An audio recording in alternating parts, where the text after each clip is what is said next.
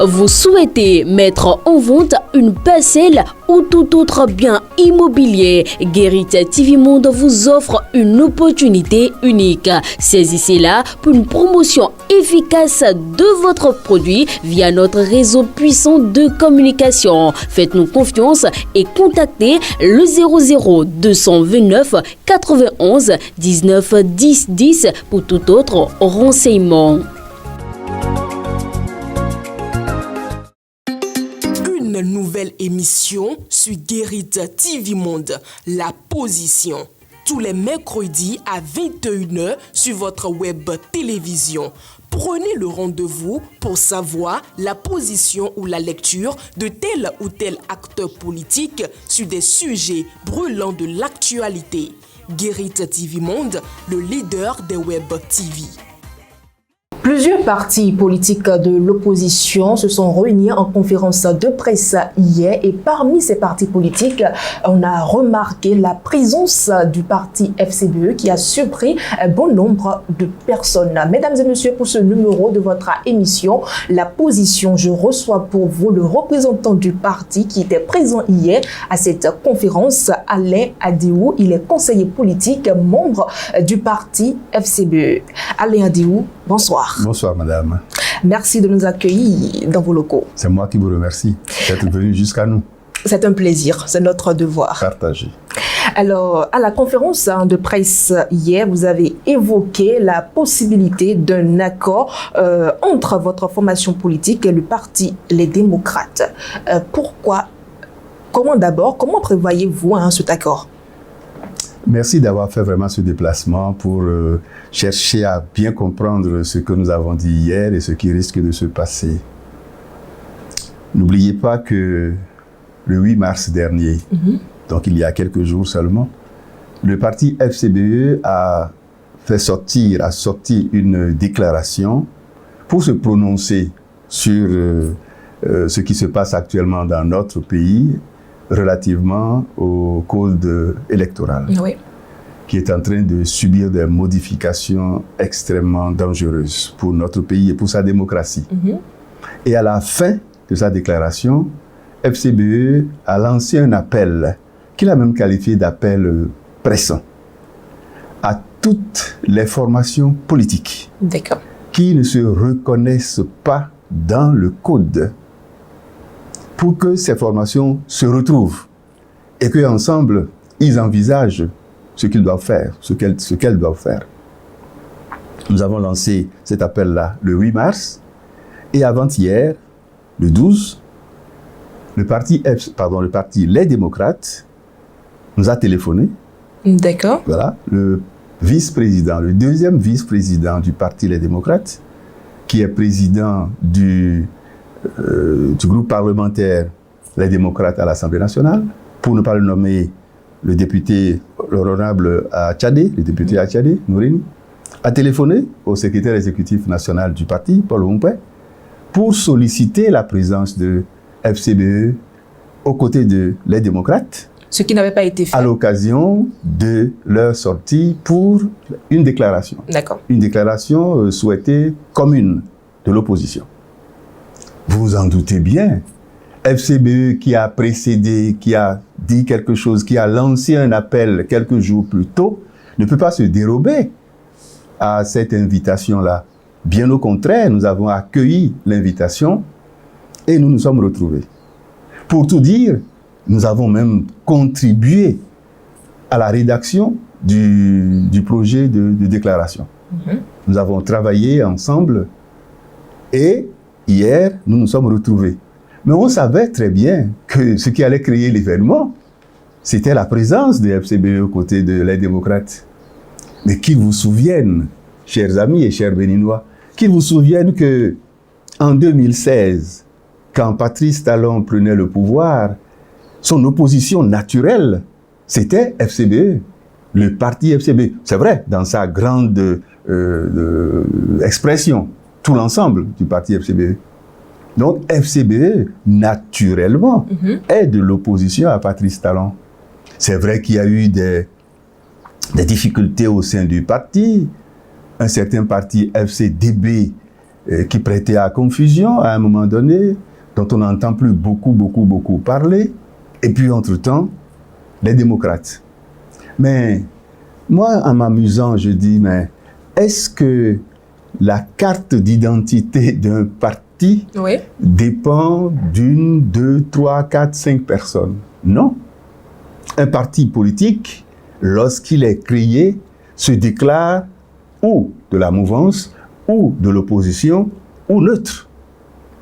FCBE, lorsqu'il est créé ou recréé dans sa forme actuelle, a immédiatement annoncé qu'il est de l'opposition, a reçu, engagé la procédure jusqu'à la déclaration au niveau du journal officiel, l'enregistrement au niveau du journal officiel, en cette qualité-là de parti de l'opposition.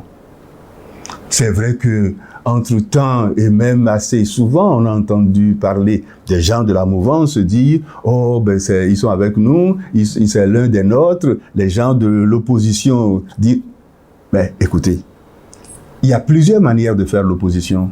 FCBE a choisi la manière la plus correcte, la plus républicaine, la plus responsable selon nous, respecter les textes. Donc FCBE est une formation politique républicaine. C'est donc normal que FCBE de l'opposition se retrouve avec les démocrates partis de l'opposition pour engager quelque chose ensemble dans le cadre de la réflexion, puisque tous les partis de l'opposition réclament ne pas être d'accord avec le code électoral. Pourquoi c'est maintenant que le parti Les Démocrates vous associe au jeu politique entre le parti de l'opposition? Je rappelle de la séance de concertation qu'il y avait eu entre-temps entre les partis de l'opposition où le parti FCBE n'était pas présent. Mais c'est une question à poser au parti Les Démocrates. Vous avez peut-être une idée? Ah non, nous n'avons pas une idée. En octobre, novembre, bon, si mes souvenirs sont bons, lorsque M. Boni Yayi est devenu président du parti Les Démocrates, à l'issue de leur congrès à Parakou, quelques jours après, quelques semaines peut-être, nous avons reçu un courrier officiel annonçant le souhait, la volonté du parti Les Démocrates à rencontrer le parti FCBE pour des échanges dans le cadre de l'opposition, de comment est-ce qu'il faut faire. Lorsque FCBE assurait le rôle, la fonction de chef de l'opposition, FCBE, Paul Humpé, le premier responsable, a toujours écrit au parti Les Démocrates avec les autres partis qui se réclament de l'opposition pour que ensemble on travaille, qu'on réfléchisse, et ça devait normalement aboutir à la création d'un cadre de concertation des forces politiques de l'opposition. Nous nous connaissons, nous avons appris à travailler ensemble, à nous aimer ensemble et à nous haïr, ne pas nous aimer ensemble, comme de vrais amoureux, comme une femme et son époux. D'accord? Donc, FCBE de l'opposition sait travailler avec les démocrates de l'opposition, mais c'est vrai que quand vous êtes des frères, même des frères jumeaux, et surtout les frères jumeaux, que vous vous bagarrez, vous vous insultez à peine entre vous, mais les autres qui se trompent en prenant position pour l'un ou l'autre des deux jumeaux, rencontrent après des difficultés, parce que les jumeaux savent toujours s'entendre entre eux. Donc, que cela ne surprenne personne, que FCBE et les démocrates sont capables de s'entendre parler, de s'écouter. Ça vient à peine de commencer. Et pourquoi ça préoccuperait les gens en particulier? Donc oui, la question, vous l'avez posée, elle doit normalement être adressée au parti Les Démocrates, mais entre-temps, des occasions s'imposent à nous aujourd'hui. La démocratie rencontre beaucoup de difficultés. Le peuple est très préoccupé par son devenir et il est normal que les partis politiques qui se réclament de l'opposition puissent venir au secours du peuple. L'avantage dont dispose le parti FCBE aujourd'hui, c'est les 260 élus communaux et municipaux. Mais avant les élections générales, ne craignez-vous pas la démission de certains élus pour les partis adverses? Actuellement, il y a eu beaucoup de démarches qui ont été entreprises par les formations politiques de la mouvance pour débaucher les élus de FCBE. Mais vous savez, la réforme du système partisan a ceci de bien ou de pas bien que les élus appartiennent aux partis politiques. Donc, même s'il y a les occupants des sièges qui sont en train de, j'allais dire quoi, de zigzaguer, excusez-moi l'expression, rien ne touche aux sièges en eux-mêmes. Les sièges appartiennent aux partis politiques. Donc, FCBE a toujours ses 260 élus communaux et municipaux. D'accord? Oui. Même s'il y en a qui ont regardé d'un côté ou d'un autre, ils sont obligés de revenir à la maison. C'est la loi qui l'exige. Donc, FCBE n'est pas préoccupé en particulier par ça. Que deviennent donc les mésententes qui avaient eu entre le parti FCBE et les démocrates? C'est vrai, vous avez dit tout de suite que c'est des partis siamois, des partis qui se ressemblent. Des partis frères. Des partis frères. Des partis frères. Oui. Alors, que deviennent, parce qu'on n'oublie pas, on n'oublie pas encore les mésententes qu'il y avait eu, mais que deviennent aujourd'hui ces mésententes? En politique, on ne dit jamais, jamais. En politique, on ne dit jamais, jamais. Il y en a qui ont été très vite en besogne en disant jamais, jamais, FCBE et les démocrates ne peuvent s'entendre, ne peuvent se retrouver. Mais actuellement, il n'y a aucun papier sur lequel il a été consigné que FCBE et les démocrates sont ensemble. Ce qui s'est passé hier, c'est oui, tout rapprochement entre FCBE et les démocrates est possible. Et on en a donné la preuve. On a soutenu cette preuve-là en disant, mais si jamais demain, les démocrates devaient se retrouver en situation difficile par rapport au parrainage quant à la candidature éventuelle pour l'élection présidentielle en 2026, oui, et que ce rapprochement-là prospérait, tout ça n'a pas été dit hier parce que ce n'était pas l'occasion de tout détailler. Si le rapprochement prospérait, les responsables des deux partis vont travailler ensemble. Ça va donner quoi? Cela va donner que les potentiels parrains du parti FCBE n'hésiteront pas à aller dans le sens d'une coalition telle que le code électoral l'impose aujourd'hui. D'accord? Donc nous attendons. Il faut d'abord attendre que le code soit promulgué. Maintenant que le rapprochement est possible, tout le monde a vu que FCBE et les démocrates sont des partis frères et qui sont capables de s'entendre pour travailler, surtout parce que l'intérêt du peuple le recommande, eh bien, tout est possible et tout va aller sûrement assez rapidement. Nous poursuivons cette émission. Nous sommes bel et bien avec vous, Alain Adiou. La mouvance a voté à l'unanimité le code électoral dans la nuit du 5 au 6 mars dernier. En cas de probable démission de certains membres des deux partis de la mouvance siégeant actuellement à l'Assemblée nationale, quelle serait la posture du parti FCBE? Serez-vous prêt à accueillir des adhérents dans votre parti? Peut-être pas forcément des adhérents, mais des sympathisants qui nous rejoindront pour que, ensemble, nous puissions aider le peuple à reprendre le pouvoir en 2026. Donc, vous n'êtes pas contre une fusion de partis politiques? Nous sommes ouverts. FCBE est un parti ouvert. Quelqu'un a écrit aujourd'hui que FCBE est la pierre angulaire entre l'opposition et la mouvance, ce qui n'est pas faux. FCBE aujourd'hui est le 4e parti politique sur l'échiquier national, à un peu moins de 5%, c'est pas rien du tout 5%, et il y a une certaine expérience. FCBE est un parti solide, a une certaine expérience, c'est un parti laboratoire. Tout ce qui arrive aujourd'hui au plan national, code électoral et tout, c'est parti du FCBE.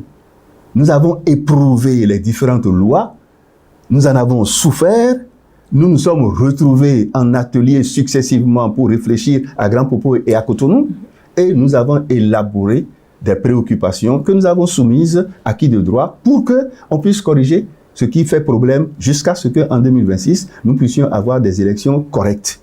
Ce n'est pas encore garanti parce que le code électoral, il est mauvais, mais nous espérons que les 7 sages vont apporter du leur pour que nous puissions avoir satisfaction in fine. Vous pensez donc avoir satisfaction avec la Cour constitutionnelle? Ils ont été qui? Désignés, nommés par le président de la République, qui par le bureau de l'Assemblée nationale, mais une fois installés, une fois qu'ils ont prêté serment, ils doivent avoir oublié la relation qui a existé entre-temps entre eux et ceux qui les ont désignés. N'oubliez pas que le premier président de la Cour constitutionnelle béninoise, c'était le HCR, le Haut Conseil de la République. Monseigneur Isidore de Souza, dont nous avons fêté l'anniversaire du décès, 25 ans seulement hier, et lorsqu'il prenait fonction dans son premier discours, son discours de président de la Cour constitutionnelle de façon exceptionnelle, il a dit, eh bien, vous êtes nommé, mais une fois que vous avez prêté serment, vous oubliez. Et ce qui compte, c'est la probité, la rigueur, le caractère scientifique de ce que vous faites. Et vous devez défendre quoi? L'intérêt général, le peuple. Et pourquoi le parti FCBE n'envisage pas alors une fusion entre le parti Les Démocrates? Parce que ce n'est pas nécessaire. Pourquoi souhaitez-vous que FCBE et les démocrates fusionnent alors que de l'autre côté, il y a le BR et le Renouveau?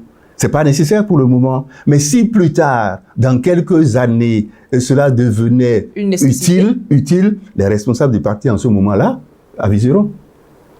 Alors, Alain Adiou, dites-nous, comment voyez-vous la position du porte-parole du gouvernement, Wilfried Léandre Ngouedi, en concernant toute cette actualité politique? Oh, rien de particulier, c'est un propagandiste. Il est en mission. D'ailleurs, quand le chef de l'État a créé ce poste-là, il a très bien dit qu'il faut que quelqu'un soit là pour faire comprendre à la population, expliquer à qui veut bien l'entendre ce que le gouvernement fait. Il est dans son rôle. N'oubliez pas qu'au lendemain du 6 mars, dès que le code électoral a été voté, avec tout ce que nous dénonçons comme mauvaises dispositions, eh bien, beaucoup de financements mis à la disposition de la presse, tous azimuts, tous les jours, plusieurs heures par jour, toute nature de presse. On nous fatigue en nous démontrant que ce qui est fait est bien. Si ce qui est fait était si bien, on n'a même pas besoin de gaspiller notre argent pour nous convaincre que ce qui est fait, c'est bien. Donc, oui, le porte-parole du gouvernement est dans son rôle. Je l'encourage et je lui souhaite beaucoup de chance. On ne va pas oublier l'honorable Augustin Arouanouebla qui a eu à tenir bon nombre de propos pendant le vote du code électoral. Comment voyez-vous déjà cet homme politique qui tient des propos que vous et moi nous connaissons très bien? Désolant. Je n'en dis pas plus. Désolant. Et je souhaite que dans notre pays, les hommes politiques deviennent des hommes sérieux. Il n'est pas donc des hommes sérieux. Alors. Moi, j'ai dit désolant. Et j'ai ajouté, les propos sont désolants. Les propos sont désolants. Et Arouanouebla, il est connu. Donc je dis, les propos sont désolants. Je serai à sa place que je m'abstiendrai. Mais il est au service d'une cause. C'est le jeu politique. En toi, il est au service d'une cause. D'une cause. Laquelle? De sa cause. De sa cause. La cause que lui-même connaît. Que vous ne connaissez pas? Non, je souhaite que je ne me retrouve jamais dans cette position. Et quand même, personnellement, Adi ou Alain serait dans une position pareille, il ne vendrait jamais son âme. Ceux qui me connaissent le savent très bien.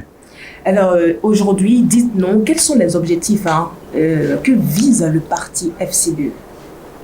Aller dans le sens de la volonté du peuple béninois qui veut aujourd'hui sauvegarder sa démocratie.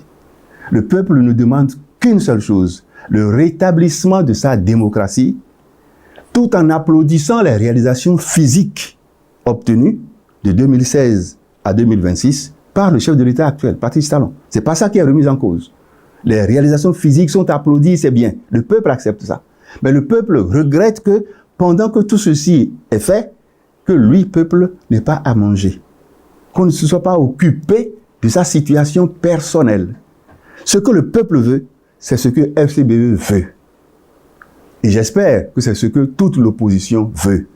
Le peuple fatigué veut encore supporter les 2 ans du régime Talon et applaudir lorsque le régime Talon va partir. Comme le peuple a applaudi en 2006.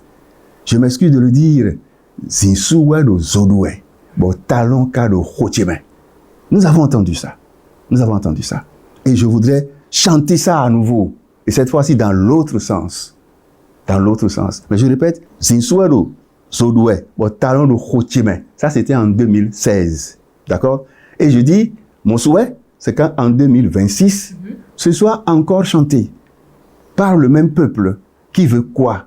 Qui veut que, après 10 ans, d'un régime aussi cassique, aussi difficile, eh bien, que tranquillement, le chef de l'État et son équipe aillent se reposer et qu'une autre personne arrive. C'est le peuple seul qui est responsable. Et j'ai l'habitude de dire, les dirigeants politiques que nous sommes, nous ne sommes pas les employeurs du peuple. Nous sommes plutôt les employés du peuple. C'est le peuple qui est notre patron. Le président Patrice Talon l'a oublié une fois qu'on lui a laissé le pouvoir en 2016. Il faut que, si sagesse l'y amenait, il faut qu'il ne l'oublie plus pendant les 2 ans qui restent. Et qu'il soit un président de la République qui corresponde au désiridat du peuple. Une fois qu'il l'aura fait, on pourra l'applaudir timidement et dire, les réalisations physiques, c'est bien. Vous pouvez vous libérer, partir. Le peuple s'occupera du reste. Alain Adiou, dites-nous concrètement ce que vous reprochez à la gouvernance du président Patrice Talon. Mais je l'ai tellement dit. Concrètement, vous voulez que je dise quoi? Qu'il a giflé ci, qu'il a giflé ça? Non, c'est pas de ça qu'il est question. Ce que je ne reproche pas, et que tout Béninois sérieux ne peut pas reprocher, c'est oui, les réalisations physiques, c'est bien. Mais à ce niveau-là, nous ne connaissons rien de ce que tout cela va nous coûter aux contribuables. Ceux qui vivent aujourd'hui, ceux qui vont vivre dans 10 ans, 20 ans, 25 ans. Mais ce n'est pas grave. Il a pris notre argent en notre nom, sans nous consulter. Il a réalisé des choses. Nous acceptons ça. Mais pendant qu'il faisait ça, il a fait mal à la démocratie. Ce qu'on lui reproche, c'est d'avoir blessé notre système démocratique.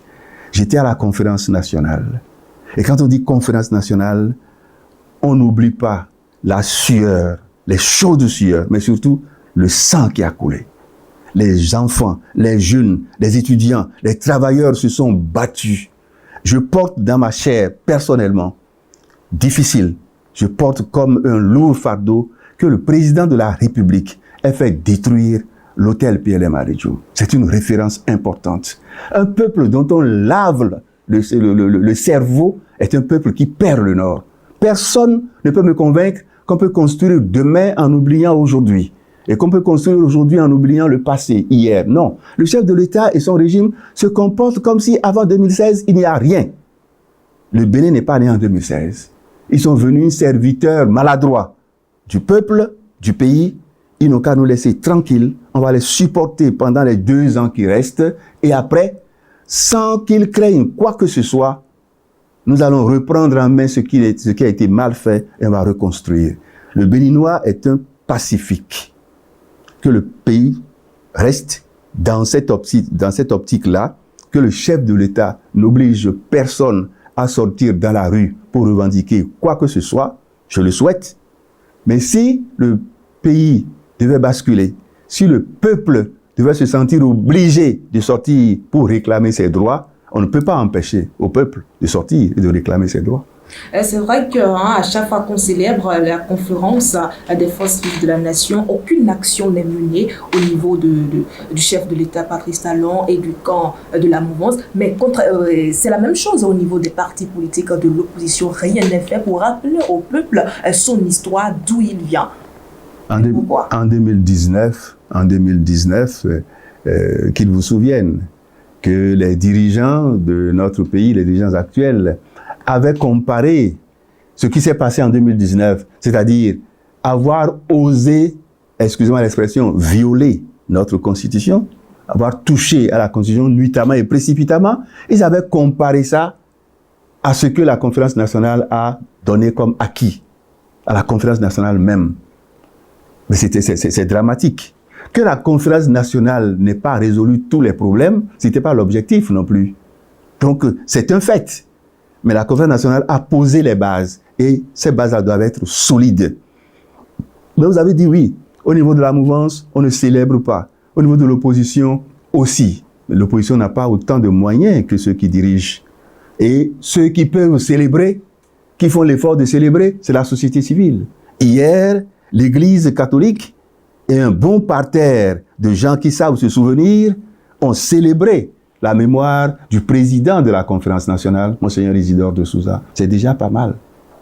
Nous tendons déjà un peu vers la fin de cette émission, mais quand on parle du code électoral, il y a membre, hein, vous êtes un membre du parti de l'opposition et les autres partis de l'opposition d'ailleurs qui condamnent l'adoption de ce code. Par contre, il y a le gouvernement qui fait des communications autour de ce code électoral. Hein. Vous le qualifiez de chrysogène, ce qui n'est pas le cas du côté de la réponse et du gouvernement.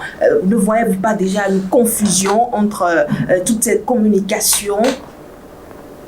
Vous savez, il y a quelque chose d'assez grave qui se passe dans notre pays et qui n'est pas bien du tout. Aujourd'hui, la Cour constitutionnelle a ouvert le processus, d'étude des recours. Et de ce qui nous provient comme information, le document que le président de la République a transmis à la Cour constitutionnelle pour vérification de contrôle de constitutionnalité. Ce document officiel, je répète, envoyé par le chef de l'État à la Cour constitutionnelle pour un travail sérieux.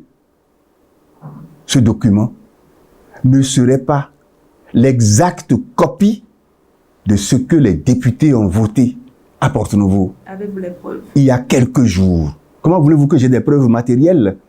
Parce que pour entrer à la Cour constitutionnelle aujourd'hui, c'est barricadé, ce qui est normal. Mais depuis la Cour, nous avons reçu des informations. Et nous avons demandé aux gens. Ceux qui représentent l'opposition, c'est le Parti Les Démocrates, les députés. C'est eux qui sont aujourd'hui en capacité de faire des recours et d'exiger des choses. Si jamais c'est vrai que des articles nouveaux ont changé de contenu entre le 6 mars et aujourd'hui, si des articles qui n'étaient pas votés sont apparus, si des articles votés ont disparu, ça s'appelle quoi? Pénal. Ça ne s'appelle rien d'autre que le pénal. Nous sommes dans une situation grave, préoccupante. Et il faut que le peuple soit informé. Les hommes politiques ne sont pas en train de s'amuser, surtout les hommes politiques de l'opposition. Si ce que les amis de la mouvance nous chantent à nous fatiguer, si ceci était vrai, j'ai dit tout à l'heure, ils ne perdraient pas les sous des pauvres contribuables que nous sommes, ils ne dilapideraient pas, ils ne gaspilleraient pas, c'est le mot que je cherchais, ils ne gaspilleraient pas notre argent pour nous convaincre que ce qu'ils nous font, c'est bien. Si ce qu'ils nous font, c'est bien, c'est à nous-mêmes de constater. Si papa fait bien, c'est l'enfant qui va le constater. Si maman fait bien, c'est l'enfant qui va applaudir. Donc, vous voyez, la situation, elle est assez grave. Nous attendons d'avoir des preuves palpables. Mais les amis députés de l'opposition, les démocrates, eux, ils sont en train de travailler pour toute l'opposition et pour tout le pays. Ils ont les preuves. Nous attendons qu'ils les apportent pour que l'opposition, dans sa globalité, continue à surprendre aussi bien l'opinion nationale qu'internationale. Le Bénin va à nouveau surprendre davantage que le Sénégal. On ne laissera pas l'imposture gaspiller les acquis de la démocratie au Bénin.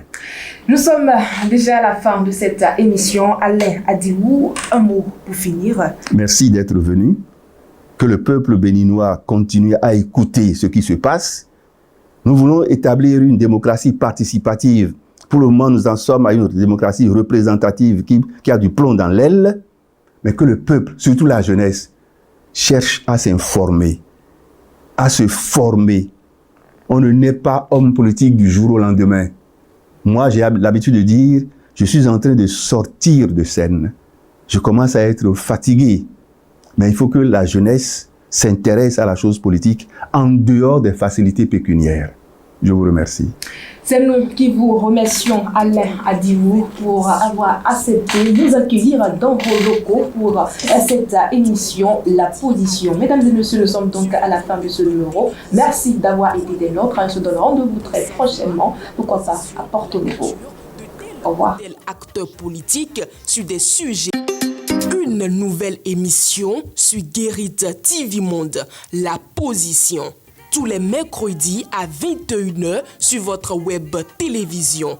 Prenez le rendez-vous pour savoir la position ou la lecture de tel ou tel acteur politique sur des sujets brûlants de l'actualité. Guérit TV Monde, le leader des web TV.